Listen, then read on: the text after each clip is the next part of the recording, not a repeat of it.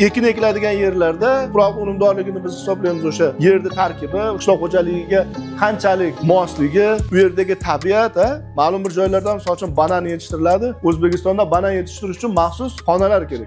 Bizda paxta yetishtiriladi, boshqa joylarda paxta yetishtira olmaysiz. Bahorda ekiladi, kuzda terib olamiz, shu bilan paxta yo'q bo'ladi. Ma'lum bir hududlar bor, paxta daraxti bor. Ya'ni paxta ko'p yillik ekin. Agar uni qo'yib bersangiz, paxta sekin o'sib, u daraxt bo'ladi. Malayziyaga borsalaring ko'rasizlar, paxta daraxti bor. Bir yilda bir marta bizda ochilgandek daraxt ochiladi. Siz uni olib terib o'sha foydalanishingiz mumkin. Lekin ular bundan foydalanmaydi.